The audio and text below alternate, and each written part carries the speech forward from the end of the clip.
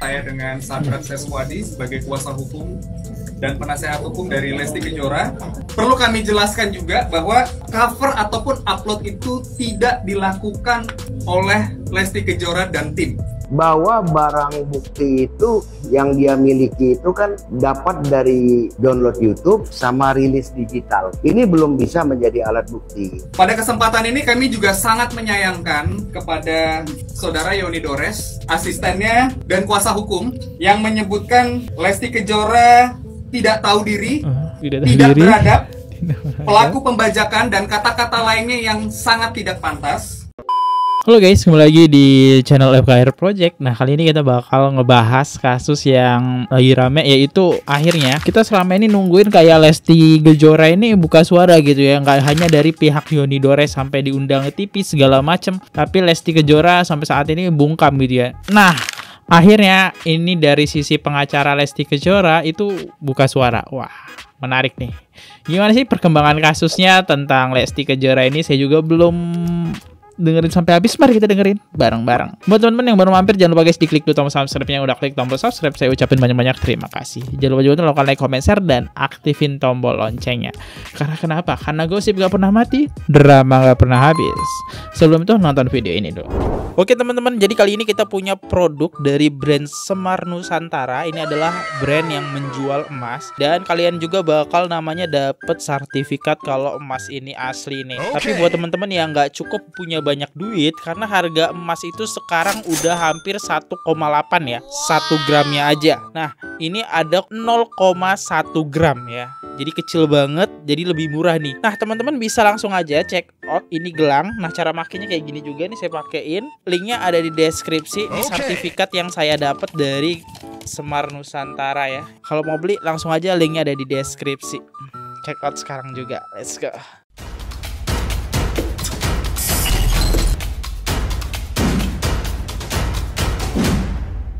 Kita udah masuk ke salah satu Instagramnya Lesti Kejora. Tadi aku sempet guys kayak lihat story Lesti Kejora, tidak ada respon apapun tanggapannya. Tapi di sini ada hal yang menarik setelah saya scroll ke bawah. Di sini ada Dangdut Academy 7. Wow. Academy 7 Final Audition. Inilah para kontestan bersuara emas yang akan berjuang melewati ketatnya persaingan di babak Final Audition Grup 1. Aina, Kutai Kartanegara. Dika, Jakarta. Dinda, Asahan. Karunia, Samarinda. Bila, Bogor. Saskia, Muaro Jambi. Sheka, Sukabumi. Sanggupkah mereka menaklukkan hati? Hah? Lesti Kejora jadi juri? Aduh, nggak bisa ini lagi dimundurin. Kalian lihat kan? Bersama host kesayangan. Dan siapakah yang ada Rizky Bilar jadi host? lolos ke konser top 21. Saksikan The Academy 7 Final Audition Senin 16 Juni pukul 19 waktu. Wow, hostnya Lesti Kejora, hostnya Rizky Bilar. Makin dihina makin tinggi. Wow. Ya, kita dengerin dari sisi pengacaranya sekarang ini berita yang sangat wow banget ya. Lanjut. Assalamualaikum warahmatullahi wabarakatuh. Salam sejahtera bagi kita Waalaikumsalam semua. warahmatullahi wabarakatuh. Saya dengan Sadrat Seswadi sebagai kuasa hukum dan penasehat hukum dari Lesti Kejora. Kesempatan kali ini juga ada yang mendampingi dari manajemen Lesti Kejora, Bang Syafiq dan Kaleo, yang dimana juga hari ini mewakili manajemen akan menyampaikan beberapa hal terkait laporan dari saudara Yoni Dores terhadap Lesti Kejora. Seperti yang telah kami sampaikan di penjelasan kami di awal, bahwa kami mengetahui adanya laporan terhadap klien kami, Lesti Kejora, itu dikarenakan adanya pemberitaan yang disampaikan oleh media massa, di mana laporan tersebut diadukan di Polda Metro Jaya, yang dalam hal ini juga kami masih menunggu hasil perkembangan dari proses penyelidikan seperti apa. Di mana di sini yang pengen kami sampaikan bahwa kami sangat menghormati saudara Yoni Dores untuk melaporkan klien kami Lesti Kejora di Polda Metro Jaya, karena perlu kita ketahui juga bahwa sosok dari Yoni Dores ini merupakan pencipta lagu senior dan juga orang tua yang harus kita sama-sama hormati. Namun demikian, saya sebagai perwakilan kuasa hukum dan juga manajemen ingin mencoba meluruskan beberapa hal yang telah beredar di pemberitaan teman-teman media semua. Poin yang pertama yang pengen kami sampaikan ialah kejadian awal ini dimulai ketika saudara Yoni Dores hadir di kediaman Lesti Kejora, yang dimana saat itu kita ketahui Lesti Kejora saat itu sedang melaksanakan kegiatan syuting ya. Sehingga dari beberapa statement yang disampaikan Bapak Yoni Dores yang menyebutkan tidak diberikan ruang, tidak diberikan waktu untuk melakukan pertemuan, itu kami anggap tidak sesuai dengan fakta, dikarenakan memang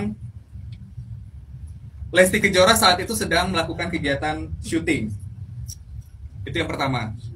Oke, kita bahas poin pertama. Jadi Yoni Dores itu ke rumah Lesti, gak diizinin masuk, guys. Ya orang Lestinya lagi syuting, ngapain dia masuk ke rumahnya ya?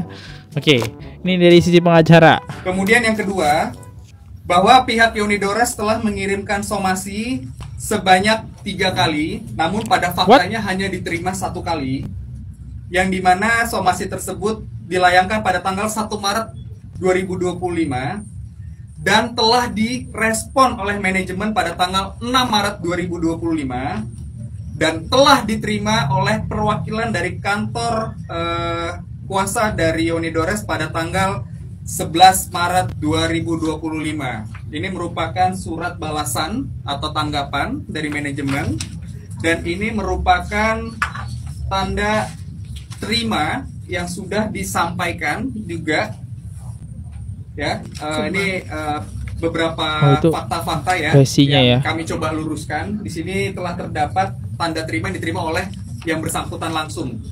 Jadi terkait dengan adanya tidak ada etikat baik yang disampaikan oleh pihak Yoni Dores, asisten dan juga kuasa hukumnya, ya kita bisa nilai sama-sama arah tersebut benar atau tidak, begitu.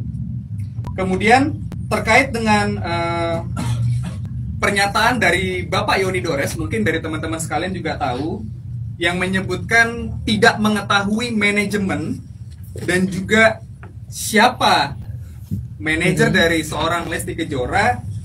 Saya rasa juga sangat mudah untuk mencari manajemennya, karena di dalam surat tanggapan ini sudah dilampirkan nama, kemudian alamat, dan juga nomor telepon yang dapat dihubungi. Kemudian yang kedua, terkait dengan Instagram dari Lesti Kejora juga sudah mencantumkan nomor telepon dari manajer. Jadi kembali kami sebagai kuasa hukum dan perwakilan dari manajemen Lesti sekarang cukup kebingungan ketika ada pemberitaan yang menyampaikan bahwa tidak dapat menghubungi Lesti Kejora dan manajemen.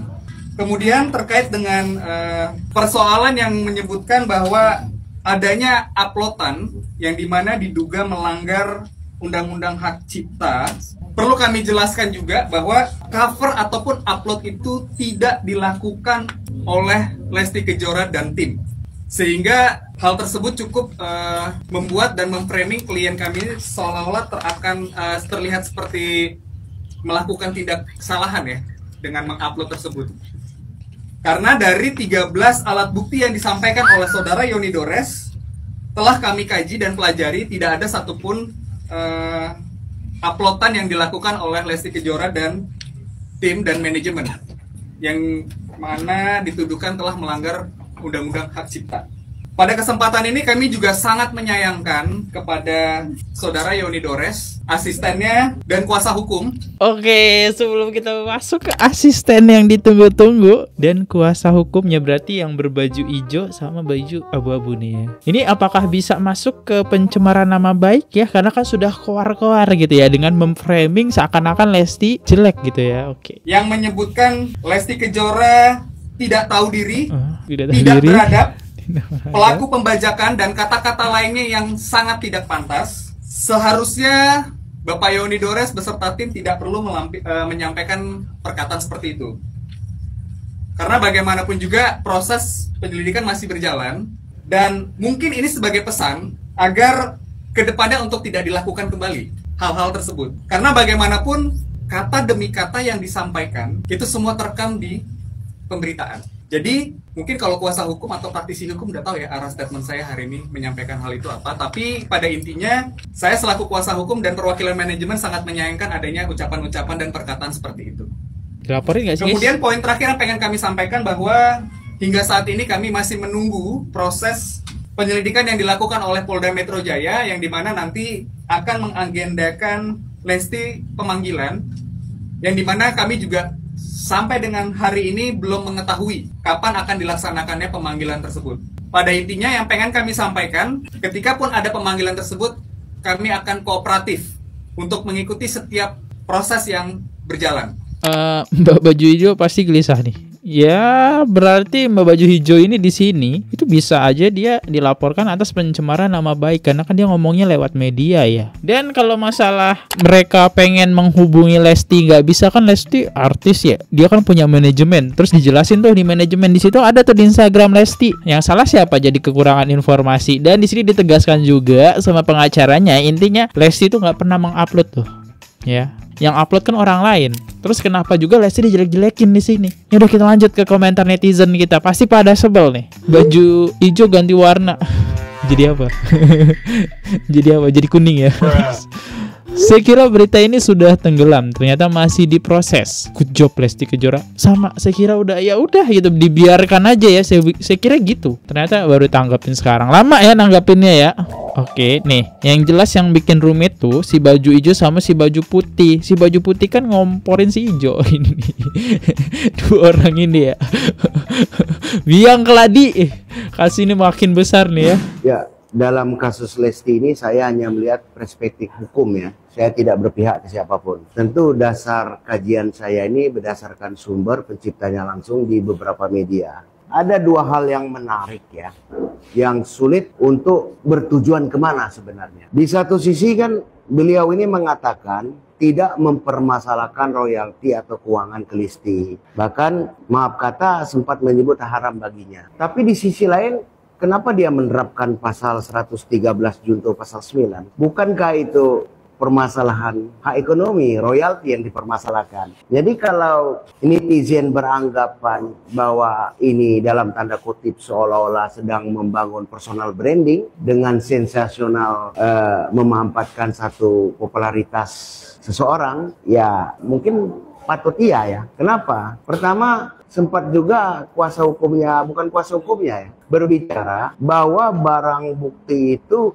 yang dia miliki itu kan dapat dari download YouTube sama rilis digital. Kalau hanya dari rilis digital dan YouTube, ini belum bisa menjadi alat bukti. Perlu diketahui, pelanggaran hak cipta itu di pasal 120 itu adalah delik aduan, bukan delik biasa. Karena dia memiliki hak eksklusif. Artinya, seseorang yang akan melaporkan adanya pelanggaran hak cipta itu harus benar-benar mempunyai kemampuan bahwa barang bukti ini adalah sebuah pelanggaran. Dikhawatirkan itu bukan, sehingga terjadi laporan balik misalnya. Itu yang ditakutkan. Karena dia sendiri kan hanya melihat dari beberapa konten, dan dia sendiri tidak tahu izin siapa, terus siapa yang menyuruh. Padahal kan dalam dunia digital ini, secara cyber kan bisa dicek. Itu bukan hal yang sulit. Intinya di sini agak lucu gitu ya. Pihak Yoni Dores ini nggak seret dulu atau kayak gimana gitu. Dan hal yang menarik lagi pas dibicarakan di awal di sini,